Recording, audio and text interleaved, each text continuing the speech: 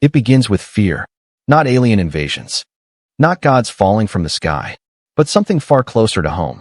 Humans afraid of their own children, because those children are different, born with powers, strength, speed, abilities that defy the laws of nature. They call them mutants. At first, it's whispers. Rumors of a teenager lifting a bus, a young girl turning invisible, a boy whose eyes burn holes in walls. But whispers turn into headlines. Headlines turn into panic, and panic becomes policy. The Mutant Registration Act is born from that fear. A law designed, at least on paper, to protect the public. It demands that every mutant reveal their identity to the government. Their powers, their addresses, their families. They call it security. But to mutants, it feels like a cage. And it doesn't come from nowhere. It comes from years of tension between humans and mutants, and a series of events that push the world to its breaking point. One of the earliest sparks happens when the X-Men clash with Magneto in full public view. The world sees a man control metal like a god. They see buildings collapse. They see people die. The news cameras don't capture the X-Men saving lives. They capture the destruction. And suddenly, the question becomes, how many more like him are out there? But the real turning point comes after a tragedy. In the comics, there are multiple versions of this moment. But one of the most infamous is when a group of young mutants, untrained and reckless, are involved in a disaster that kills hundreds of civilians. Politicians seize the moment.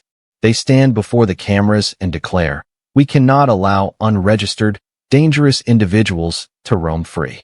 For the safety of all, we must know who and what they are." Not all humans agree.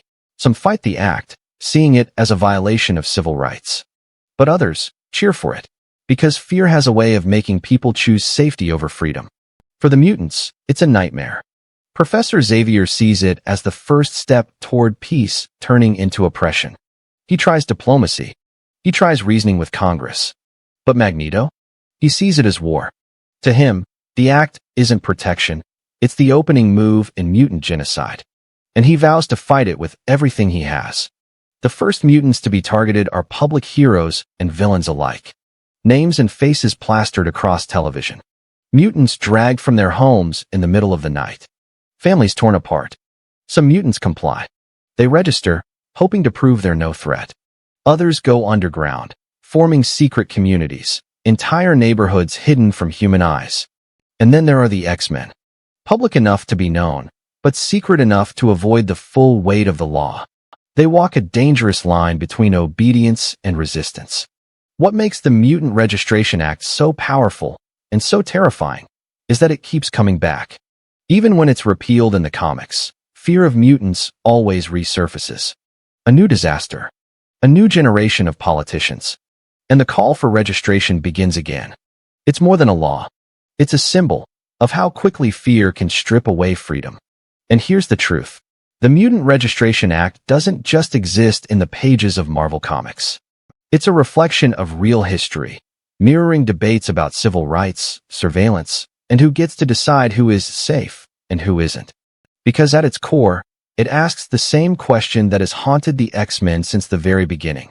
If you were born different, would you be free? Or would you be controlled? Next time, we'll explore the day the X-Men finally stood against the Act, and the battle that nearly tore the mutant world apart.